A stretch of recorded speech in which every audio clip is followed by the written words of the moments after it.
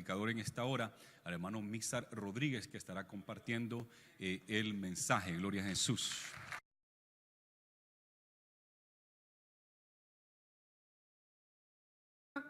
Y vamos al Evangelio de Juan, capítulo 8 y versículo 32. Evangelio de Juan, capítulo 8 y versículo 32. Y cuando lo encuentre, confírmeme con un alegre amén. Amén. ¿Lo tenemos? Juan, capítulo 8, versículo 32. Lo leemos en el nombre del Padre, del Hijo y con el poder de su Santo Espíritu. Y los hermanos decimos, amén. Y conoceréis la verdad, y la verdad os hará libres. Dios Todopoderoso, Padre Santo, venimos ante tu presencia en el nombre de Jesús para suplicarte, Señor amado, que sea tu Espíritu Santo, Señor, guiándonos a través de esta palabra que tú vas a compartir a nuestras vidas, Dios. Toca nuestros corazones, sigue transformando nuestras vidas, síguenos preparando para la gloriosa venida de tu Hijo amado, poderoso Padre. En el nombre de Jesús oramos. Amén y amén. Pueden sentarse, mis hermanos. El 31 de octubre, el mundo celebra la fiesta pagana de Halloween. Pero nosotros los cristianos, por supuesto que no la celebramos. Pero también el 31 de octubre, los cristianos sí hay algo que nosotros celebramos. Algunos de ustedes tal vez se recuerden, pero tal vez otros no, o quizás no lo saben. Pero el 31 de octubre se celebra la Reforma Protestante, que es prácticamente el desligue o la separación de la Iglesia Católica Romana a la verdadera interpretación de la palabra de Dios. Así de que nosotros como cristianos, cada 31 de octubre, tenemos que celebrar la Reforma Cristiana, el cristianismo, la verdadera palabra de Dios. Amén. El Señor Jesús fue un gran reformador. Cuando los escribas, los fariseos, el sumo sacerdote y todos los que enseñaban la palabra de Dios habían empezado a abusar del pueblo, transgrediendo la palabra y tomando algunos puntos importantes nada más de la palabra, pero ellos agregándole más, habían prácticamente contaminado la palabra de Dios. Entonces era necesario que Jesús viniera y reformara la manera negativa en la que ellos estaban enseñándole al pueblo. Muchas veces enseñaban bien y el Señor Jesús dijo en alguna ocasión, hagan lo que ellos dicen, pero no lo que ellos hacen. Entonces vemos de que estaban abusando de la palabra de Dios. Prácticamente ya no eran personas santas que predicaban la palabra de Dios para honrar a Dios, sino que para beneficiarse ellos mismos. Entonces Jesús viene, prepara a sus discípulos, los instruye, les da poder y autoridad sobre los demonios, para hacer sanidades, para hacer milagros. Los prepara de tal manera que cuando Él muere y resucita al tercer día, cuando Jesús resucita, les va a dar la gran comisión a sus discípulos. Va a pasar ciertos días, pero cuando Jesús va a ascender al cielo, le da la gran comisión que hay que ir y hacer discípulos a las naciones, que hay que ir a predicarles esa palabra que Él vino y les enseñó, la palabra reformada. ¿Por qué decimos palabra reformada? Porque en la ley, por ejemplo, decía de que no cometerás adulterio. Entonces, mientras el hombre no tocara físicamente a la mujer o viceversa, no había ningún adulterio. Pero el Señor Jesús fue más específico y reformó y les explicó qué significaba esa palabra. Y dice, por ejemplo, todo aquel que mira a una mujer para desearla, ya cometió adulterio, sin ni siquiera tener un contacto sexual. Y de eso se trata, reformar la palabra, entender exactamente lo que la palabra de Dios quiere decir. Entonces Jesús ha preparado a sus discípulos y ahora cuando Jesús asciende al cielo queda la iglesia apostólica y empezó a crecer de manera increíble porque ya tenían la promesa del Espíritu Santo. En el día del Pentecostés había llegado. Pero así como iba creciendo la iglesia, así también iba creciendo la persecución. Esa iglesia apostólica que había crecido tanto, empezó a ser perseguida por muchos años fue perseguida, de tal manera que los gobernadores o los emperadores romanos, todo aquel que profesaba ser un cristiano, un seguidor de Cristo Jesús, lo torturaban o lo ahorcaban y lo terminaban matando, porque tenían que negar a Cristo Jesús, tenían que negar la supuesta religión que Jesús había enseñado, pero era la palabra de Dios viva, la que Jesús había venido a compartir, a renovar lo que la gente o los sacerdotes habían transgredido. Para el año 313, toda esa persecución que había habido en contra de los cristianos se detiene. Había sufrido demasiado la gente. Se detiene porque el emperador Constantino acababa de conquistar y él había tomado posesión del imperio romano, y él había tenido una visión de la cruz en el cielo cuando estaba en sus últimas batallas para ganar la posición de emperador. Entonces cuando ve esa señal en el cielo en forma de una cruz resplandeciente, y dice que vio como una frase o una palabra que decía: con esta señal vencerás, es decir, con la señal de la cruz. Entonces prácticamente él se vuelve como un cristiano, y es por eso que en el año 313, cuando él toma la posición como el emperador romano, detiene por completo, decreta de que la iglesia cristiana ya no va a ser perseguida más. Para el año 324 después de Cristo, ahora que este hombre está bien sentado en su imperio y está gobernando, dice: vamos a hacer a la iglesia cristiana la iglesia del imperio romano. La iglesia va a ser la iglesia imperial, la iglesia del imperio romano. Entonces ahora la iglesia viene a ser la iglesia oficial, y fue una gran noticia, porque llegar hasta una posición tan alta, la palabra de Dios, el evangelio, era algo bueno. Pero lo grave era de que mucha gente que estaba ahí no le interesaba conocer a Cristo, pero el emperador era cristiano. Entonces, para agradar al emperador tenían que tratar de convencer al emperador de que ellos eran cristianos, aunque realmente no lo eran. Entonces profesaron con su boca, pero no desde su corazón, ser cristianos, y vivieron un cristianismo jalando las cosas paganas que siempre ellos habían vivido, la adoración a sus dioses y la manera en la que ellos interpretaban la palabra, que era totalmente errónea. Desde ahí en adelante se vienen a suscitar problemas graves otra vez. Lo que Jesús había venido a reformar se había vuelto a distorsionar, porque ya no se vivía la palabra nuevamente.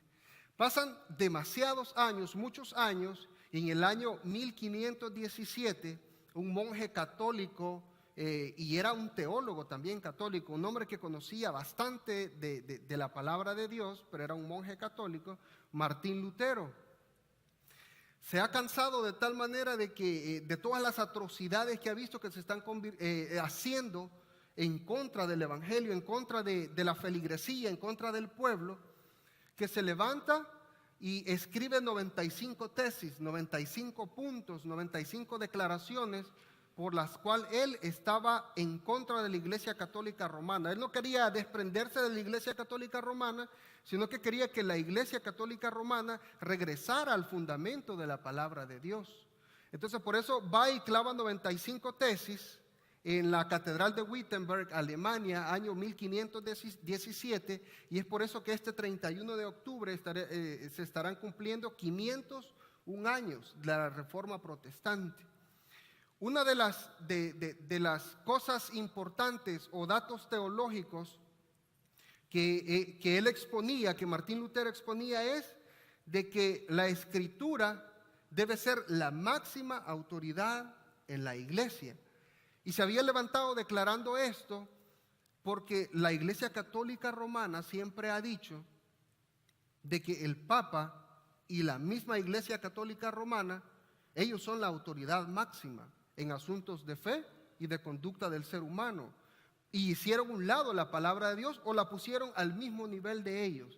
Pero Martín Lutero, que era un monje católico, dice: no es posible de que digan de que el Papa o que el imperio o que la Iglesia Romana es la máxima autoridad. La máxima autoridad es la palabra de Dios, y esa fue una de sus tesis. Amén. Amén. Démosle palmas a nuestro Dios. Segundo libro de Timoteo, capítulo 3, versículos 16 y 17 dice: toda la escritura es inspirada por Dios y útil para enseñar, para redarguir, para corregir, para instruir en justicia, a fin de que el hombre de Dios sea perfecto, enteramente preparado para toda buena obra. La autoridad, la máxima autoridad es la palabra de Dios. Con esta palabra de Dios se puede instruir, se puede corregir, se puede guiar en justicia. Y con esto se puede llenar el hombre de fe. Con esto que es la palabra de Dios se puede llenar el hombre de mucha fe y seguir a Dios. Y puede aprender aquí la conducta y los estándares con las cuales el hombre de Dios debe de caminar en esta tierra mientras espera la venida de Cristo Jesús. Esta es la máxima autoridad. Este libro, que está compuesto por 66 libros internamente, la Biblia significa como biblios o biblioteca, un conjunto de libros.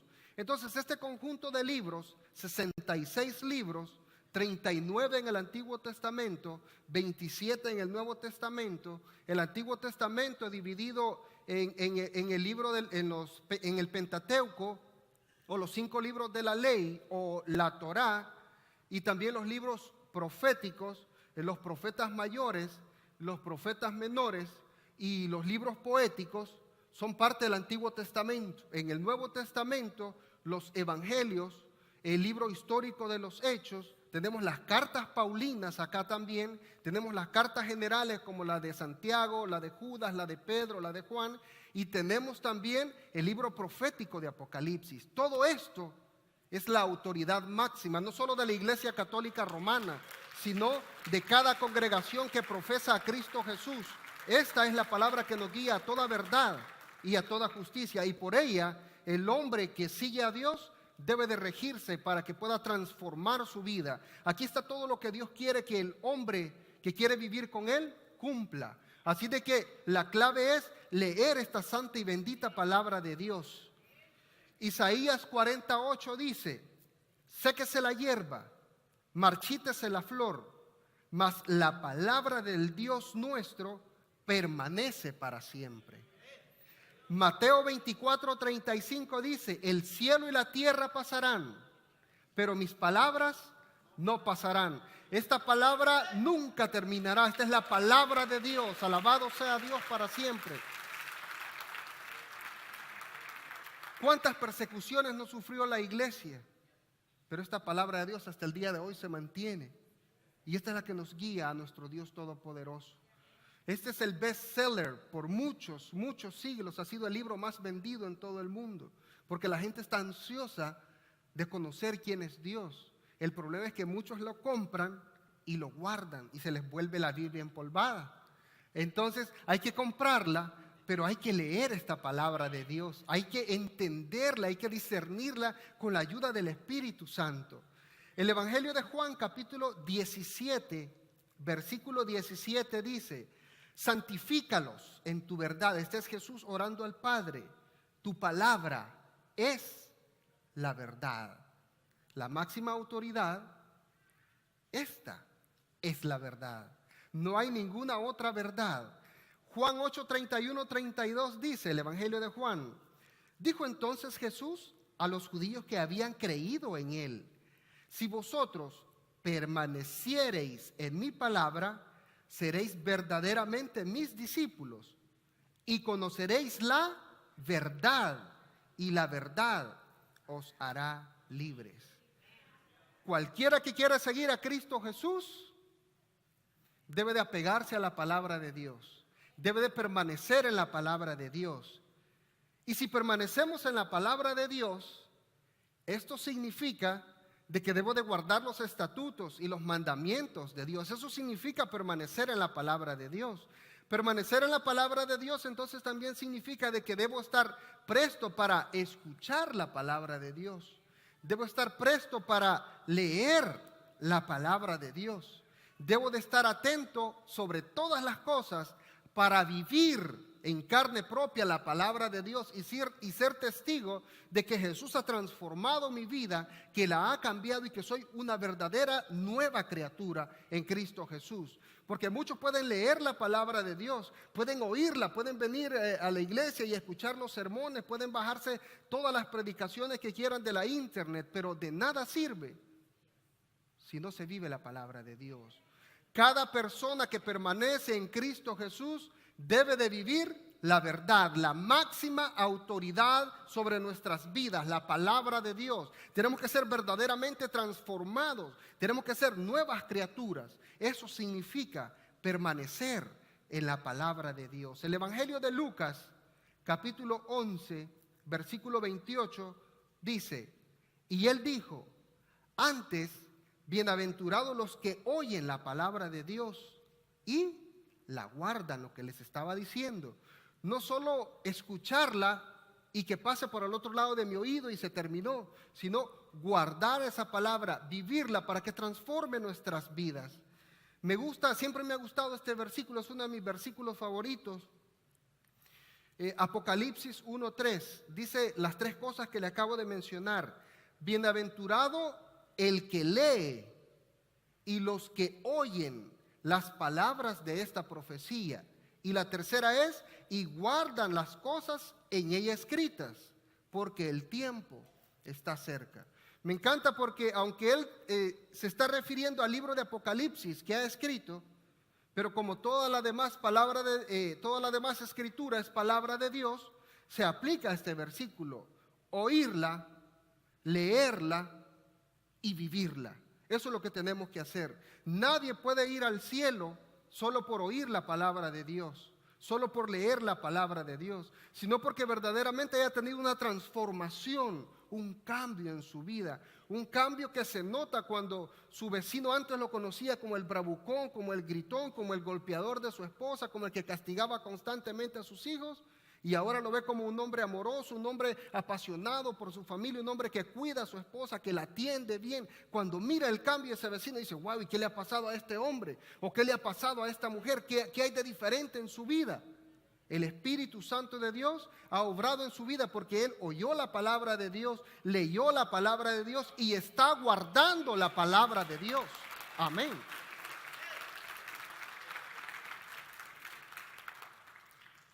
Juan 5:39 dice: escudriñad las escrituras, porque a vosotros os parece que en ellas tenéis la vida eterna, y ellas son las que dan testimonio de mí, dice Cristo Jesús. No dice que solo la lean, dice escudriñad. En algunos cursos que hemos tenido con los líderes de grupos familiares, les decía de que cuando vamos a predicar en un solo versículo podemos predicar. Un versículo tiene muchos conceptos, muchos puntos que se pueden aplicar a la vida diaria, y eso significa escudriñar, que de un solo versículo usted puede sacar muchos mensajes, muchos puntos para predicarlos, porque escudriña la palabra de Dios. ¿Qué significa esta palabra? ¿De dónde proviene? ¿En qué fecha se escribió? ¿Quién escribió? ¿Por qué se escribió? ¿Cuál era el sentido? ¿Cuál era la razón? Entonces, cuando nos profundizamos en la palabra de Dios y no la leemos así superficialmente, entonces estamos escudriñando la palabra de Dios, y eso nos guía a vivir una mejor vida en Cristo Jesús. Una de las cosas tristes que pasó en esto de la Iglesia Católica Romana es que la misa siempre se daba en latín. Y aunque dicen que le daban el misal a la gente, es decir, el bosquejo de los puntos principales que el sacerdote iba a tratar, pero solo eran los puntos principales, se lo daban en su idioma, pero la demás explicación que el sacerdote daba estaba en latín. Entonces, la gente quizás entendía si podía leer, porque en esos tiempos había mucha gente que no sabía leer, era analfabeta. Entonces, se quedaban prácticamente con decir un amén al final. Entonces, imagínense entender bien ni pido pues por mapa no pues apa está pa y pigle pesapa todo podo pues usted pues son bien ni pido. ¿Y qué dijo este hermano? Van a decir ustedes. ¿Está hablando en lenguas o qué? No, es un lenguaje caliche que aprendí ahí con mis compañeros en donde viví en mi cantón. Pero tal vez entendieron algunas cosas ustedes. Pero ustedes solo digan amén al final. Entonces, eso sucedía en ese tiempo. La gente solo tenía que decir amén y ya. ¿Por qué? Porque no entendieron nada más. En el año 1965, hace muy poco, se dio la primera misa y se dio en italiano. Por lo menos pasaron del latín al italiano. Pero así se fue expandiendo y cada iglesia católica ya predicaba en el idioma de la comunidad en donde estaban, ¿verdad? Pero imagínense todo ese tiempo, y aún después del año 1965 la gente tenía prohibido leer la palabra de Dios. Entonces, porque la máxima autoridad que le daba autoridad al sacerdote, pues era el Papa y la Iglesia Católica Romana, y solo el que estaba dirigiendo tenía la autoridad de leer, de escudriñar, de interpretar esta palabra, y la gente, nada. Porque supuestamente no eran personas santas, no eran personas apartadas y que había que enseñarles. Pero ¿cómo se les iba a enseñar si esta gente no entendía lo que se les predicaba? Me doy a entender. Entonces todas esas cosas son las que Martín Lutero estaba en contra. La gente necesitaba que la palabra de Dios se le explicara a la gente, que la gente entendiera la palabra para que la pudiera vivir. Aún hay mucha gente que se le predica la palabra de Dios y se convierte a Cristo Jesús. Y esa gente está anhelando tener una Biblia en sus manos. Cuando atienden la verdadera transformación, quieren conocer más acerca de Cristo Jesús. Pero hay lugares donde les prohíben de leer la palabra de Dios. Entonces algunas veces tienen que hacerlo en lo oculto. Y cuando algunas de esas personas reciben una Biblia, lloran de alegría porque han recibido la oportunidad de conocer más al Dios verdadero. Y nosotros que podemos tener Biblias en cantidades, tenemos diferentes versiones, Biblias de estudio, Biblias grandes, Biblias pequeñas, Biblias de imitación de piel, Biblias de capa dura, y tenemos diferentes Biblias en nuestra casa.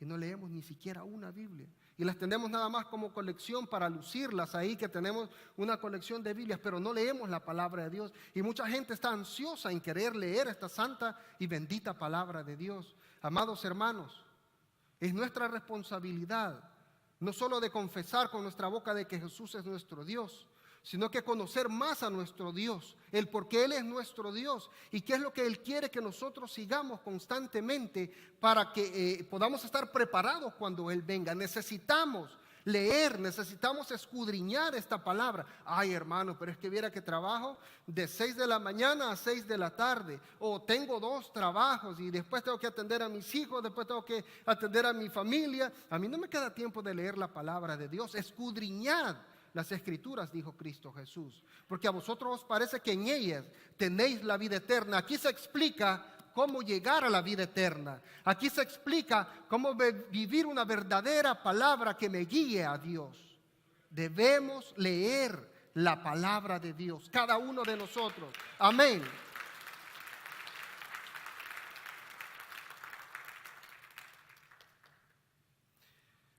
Otro punto que Martín Lutero estaba resaltando bastante era, otra de las tesis que él puso fue justificación solo por la fe. Que fuéramos justificados ante Dios nada más por la fe, porque no había ninguna otra manera. Ahora viene una pregunta para nosotros: ¿podrá el hombre justificarse ante Dios? Y antes de entrar a la explicación les leo el Salmo 14, versículo 3. Todos se desviaron a una, se han corrompido. No hay quien haga lo bueno, no hay ni siquiera uno. Y el más clásico que creo que todos conocemos, Romanos 3, 23. Por cuanto todos pecaron, están destituidos de la gloria de Dios. ¿Podré justificarme yo como ser humano ante Dios y decir: Señor, yo tenía una fundación que ayudaba a los niños que tenían cáncer. Yo tenía una fundación que ayudaba a las mujeres que tenían problemas de cáncer.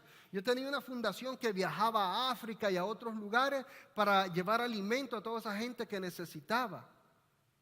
El Señor tal vez le va a decir: muy bien, lo hiciste muy bien, pero hiciste algo mal. Aunque conocías mi palabra y pretendiste hacerlo con tus obras, No lo puedes hacer de esa manera porque tenías que vivir una vida santa y recta ante mi presencia. Y eso es lo que el Señor puede decir a cada uno de nosotros. Hermano, pero si yo era el mejor en la batería, en la iglesia. Oh, el hermano Mixer, pero si yo era uno de los que predicaban ahí. Yo era un líder de grupo familiar o yo era un supervisor. No viviste en la palabra de Dios. No viviste en mi palabra. Por lo tanto, estás destituido de la gloria de Dios. Y eso podemos recibir todos aquellos que pretendemos llegar a Dios por nuestras obras y no con el simple hecho de haber transformado nuestras vidas con la guía del Espíritu Santo. Todos quieren llegar a Dios, pero quieren hacerlo a través de sus obras. Nadie puede ser salvo a través de las obras.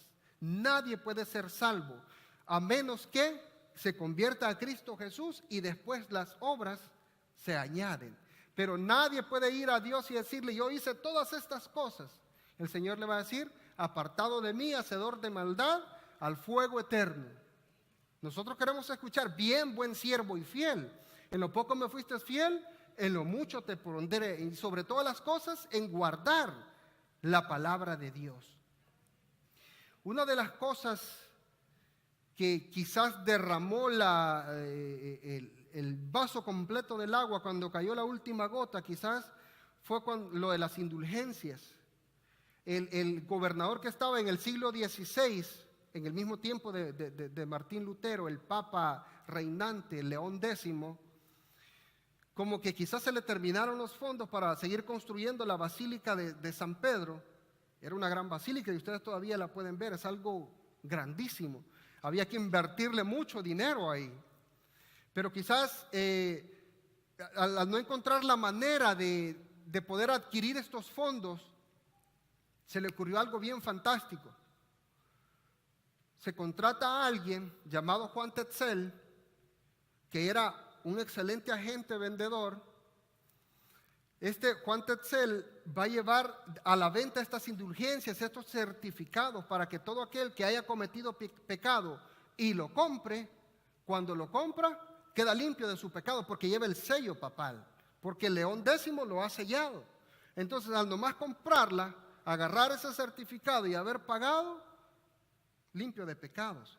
Pero también se inventó adicionalmente que si por ahí estaba calculando en el futuro hacer un par de pecados adicionales, podía comprarse un par de indulgencias más para tenerlas guardadas y limpiarse los pecados en el futuro y ya lo tenía pagado anticipadamente. Entonces querían hacer las cosas a través de las obras. Este Juan Tetzel fue bien creativo, un agente de ventas, pero fantástico. Se inventó la frase siguiente: cuando eches la moneda en el cofre y esa moneda suene allá abajo en el cofre, automáticamente la familia o la persona por la que estás pagando y que está en el purgatorio va a ser subida o elevada al cielo y va a estar con Dios directamente. Imagínense qué creativo. A través de las obras. Entonces, cómo no, le voy a comprar para 3 tíos que se murieron, le voy a comprar voy a comprarme unas 10 para mí porque estoy planeando algunas cosas en el futuro pecar, pero pues con esto quedo limpio. Eso es lo que se estaba implementando. Eso fue lo que creo que explotó en la vida de este monje católico. Era un monje católico y él siguió siendo católico, pero se apegó a la palabra de Dios. Él se apegó a la palabra de Dios. Entonces esto como que llegó al extremo y se levanta y va a pegar esas 95 tesis a la puerta de la catedral de Wittenberg. Año 1900, se me escapó el año. El año 1517, muchos números. Año 1517. Entonces está cansado de todo lo que ha sucedido, pero porque se habían inventado y que a través de las obras podía recibir la salvación. Porque ellos seguían insistiendo de que ellos eran la máxima autoridad, tanto el Papa como la Iglesia Católica Romana. Pero la palabra de Dios dice de que esta es la máxima autoridad y que esta es la que yo debo de vivir y que no es por obras para que nadie se gloríe, sino solamente a través de la fe en Cristo Jesús. Efesios capítulo 2, versículo 8 y 9 dice: porque por gracia sois salvos por medio de la fe. Y esto no de vosotros, pues es don de Dios, no por obras, para que nadie se gloríe. ¡Qué increíble! Por gracia sois salvos. Gracia significa de que yo recibo algo sin que yo lo mereciera y se me fue dado simple y sencillamente porque me amaban. Por gracia sois salvos. Dios nos ha dado la salvación por gracia a través de Cristo Jesús. Él es el único medio para llegar al Padre. No hay ningún otro mediador entre Dios y los hombres, sino Jesucristo, el Rey de Reyes, nuestro Dios, a quien le debemos toda la honra y toda la alabanza. Solo a través de la fe en Cristo Jesús, no a través de la fe en las indulgencias, no a través de la Iglesia Católica Romana, no a través de la Iglesia de Dios Pentecostal MI o cualquier otro tipo de concilio.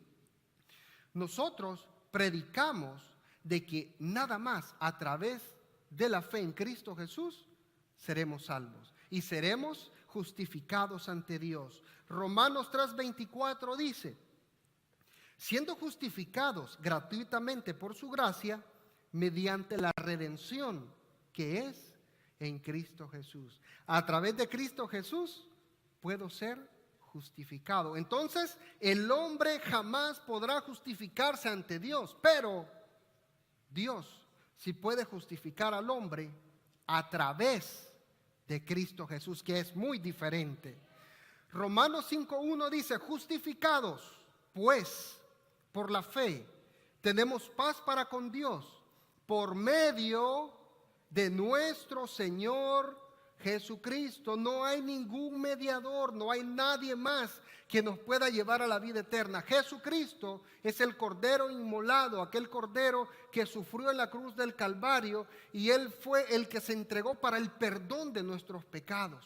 Él fue el que nos limpió cuando nosotros estábamos muertos en nuestros delitos y pecados. Yo siempre me recuerdo, sé que no debería recordarme, pero me recuerdo para ver desde dónde Dios me ha sacado y hasta dónde Dios me ha llevado y hasta dónde Dios me va a llevar. Porque necesito recordar de que el pecado me alejaba de Dios. Pero cada vez que me meto más con Dios, me siento más cerca de su presencia. Puedo vivir más su palabra, puedo compartir su palabra con los demás. Y eso me llena de paz, me llena de alegría. Y todo porque Él me justificó a través de la fe que yo tuve en Cristo Jesús. Solo basta confesar con nuestra boca que Jesús es el Señor, que Dios le levantó de los muertos y que Él es el que nos ha dado la vida eterna. Que si confesares con tu boca que Jesús es el Señor y creyeres en tu corazón que Dios le levantó de los muertos, entonces serás salvo a través, nada más entonces, de Cristo Jesús. Pero tenemos que confesar con nuestra boca de que Jesús es el Señor. Y confesarlo significa creer plenamente por fe de que no hay ningún otro mediador, sino solo a través de Cristo Jesús. Romanos 10:11 dice: pues la Escritura dice, todo aquel que en Él creyere no será avergonzado. Amados hermanos, no a través de los santos, no a través de la Virgen María, no a través del Papa, no a través de esta congregación, del título de esta congregación, sino a través de Cristo Jesús. Muchos quizás me dirían: bueno, ¿y por qué no te alegras si en El Salvador acaban de beatificar al San Arnulfo Romero? Él está muerto. Su alma está esperando a que sea juzgada por Dios. María está muerta. En ninguna parte de la Biblia dice que ha resucitado. No hay ningún otro medio, no hay nadie que pueda mediar para llevarnos a la vida eterna, llevarnos al Padre. Solamente Cristo Jesús. Por eso debemos estar siempre dándole toda la honra y toda la gloria por esa gracia que ha puesto en nosotros. Gracias, Señor, te adoramos. Te glorificamos, poderoso Jesús. Otro de los puntos importantes que tocaba en sus 95 tesis Martín Lutero es: Jesús es el sumo sacerdote. Jesús es el sumo sacerdote. Y quiero leerles Hebreos 4, 14, 16. Por tanto, teniendo un gran sumo sacerdote que traspasó los cielos. Jesús es el Hijo de Dios. Retengamos nuestra profesión, porque no tenemos un sumo sacerdote que no puede compadecerse de nuestras debilidades, sino uno que fue tentado en todo, según nuestra semejanza, pero sin pecado. Acerquémonos pues confiadamente al trono de la gracia para alcanzar misericordia y hallar gracia para el oportuno socorro. Jesús es el sumo sacerdote. Jesús es el único que nos puede guiar al Padre. En el Antiguo Testamento, en los tiempos del tabernáculo, bueno, y en los tiempos cuando se levantó el templo de Salomón también, el templo y el tabernáculo estaban divididos en los atrios, el corredor, el lugar santo, y estaba el lugar santísimo. En el lugar santísimo, solo una vez al año el sacerdote entraba a hacer expiación por todo el pecado de toda la nación de Israel, y si había cometido también pecados el sumo sacerdote, aunque él tenía que entrar sumamente limpio ahí, porque si no ahí mismo moría. Entonces el sumo sacerdote era el que intermediaba entre el pueblo de Israel y Dios, era el medio para comunicarse. Pero ¿sabe que sucede algo bien interesante? Cuando Jesús muere en la cruz del Calvario y dice, consumado es. Él muere y de inmediato hay un gran terremoto. Y en ese terremoto dice que el templo que estaba ahí en Jerusalén se rasga la cortina que estaba en el lugar santísimo en dos y se abre. ¿Por qué se abre esta cortina en dos? Y el significado es el siguiente. Solo el sumo sacerdote podía entrar una vez al año a ofrecer la expiación por el perdón de los pecados. Pero cuando Jesús muere, no hay más lugar santísimo al que nosotros estemos limitados a entrar. Y cuando se rasga dice, todos tienen acceso, porque ahora yo soy el sumo sacerdote. Yo soy el que abogo por ustedes ante el Padre. Yo soy su abogado. Yo soy el que intercedo por ustedes. Y ese es Jesucristo nuestro Dios. Por eso el velo del templo se rasgó en dos. Él es el único medio. Él es el sumo sacerdote. Él es el que se ofreció en sacrificio a sí mismo para libertarnos de nuestros pecados. Por lo tanto, amados hermanos, si está cometiendo pecado y no se ha estabilizado con Cristo Jesús, en creer en Él y mantener y guardar la palabra, es el tiempo de pararse y mantenerse firmes y estar rectos. Porque créame que la venida de Dios está cerca. Se están viendo tantas cosas, tantas desgracias que pasan alrededor del mundo. Y nosotros tenemos la libertad de religión, la libertad de buscar a Dios, la libertad de orar y exaltar su nombre donde sea y nadie nos dice nada. Y aún así estamos muchos de perezosos. Cuando Él está abogando por nosotros y diciendo, Padre, permite que todos estos que eran pecadores y ya los he justificado, vengan a obtener la vida eterna. Él está mediando por nosotros. Pero si usted sigue cometiendo pecados, Dios no puede abogar, Jesucristo no puede abogar ante el Padre por usted. Debe de dejar todas esas prácticas que lo alejan de la voluntad de Dios y transformar su vida con la guía del Espíritu Santo. ¿Cuántos dicen amén? Amén.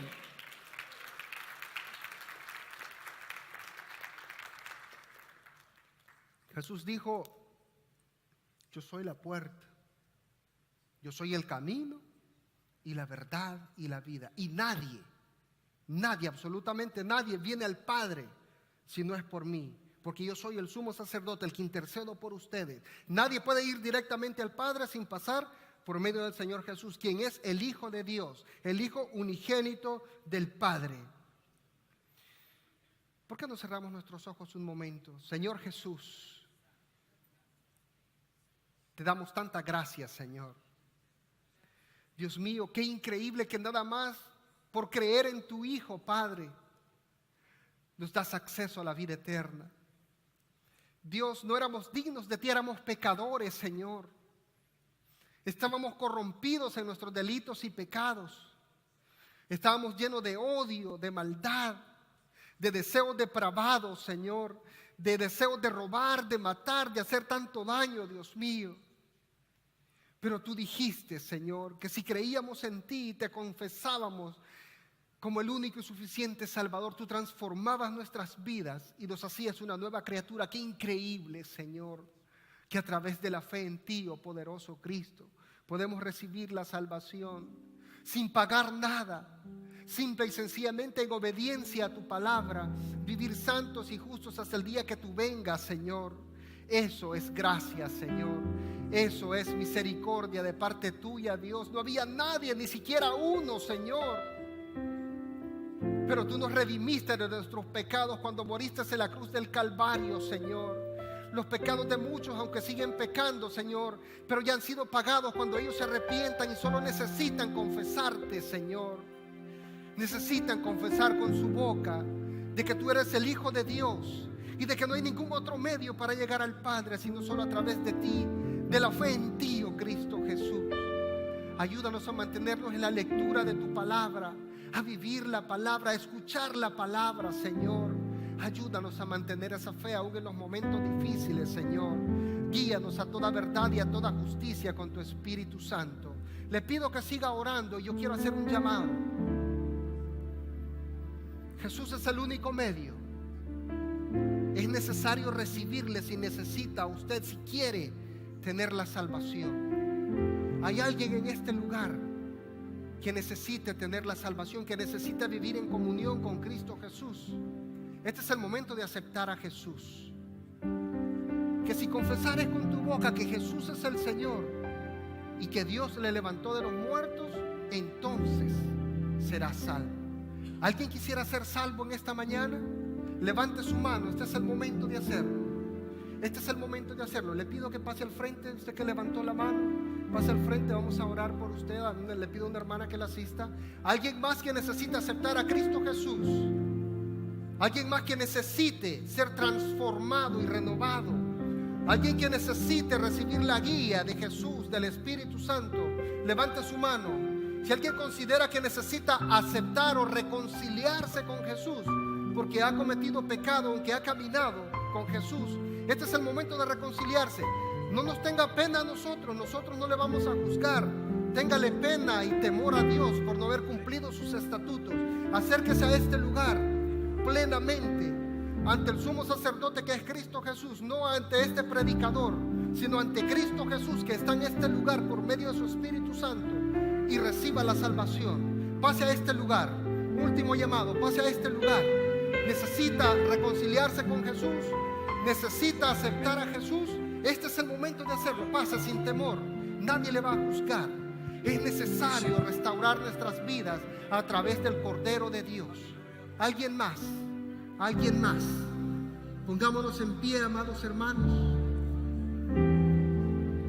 Dice que Jesús también llevó nuestras dolencias, nuestras enfermedades cuando Él murió en la cruz del Calvario, y que por sus llagas somos nosotros curados. Si alguien ha venido enfermo en esta mañana, si alguien ha venido con problemas, con dificultades, con situaciones familiares, con problemas económicos, este es el momento de pasar al altar y de ponernos de rodillas ante Dios y clamar por misericordia, clamar a Jesucristo para que interceda ante nosotros por el Padre. Este es el momento de hacerlo. Pase a este lugar, venga con fe y reciba el milagro de parte de Dios, no de parte de este predicador, sino de parte de Dios. Acérquese a este lugar. Necesitamos acercarnos con confianza al trono de la gracia de Dios.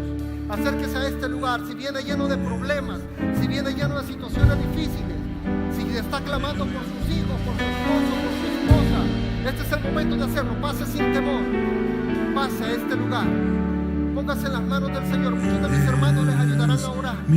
Gracias, poderoso Padre, por tu misericordia, Señor. Te damos la honra y la gloria. Bendice a cada uno de mis hermanos.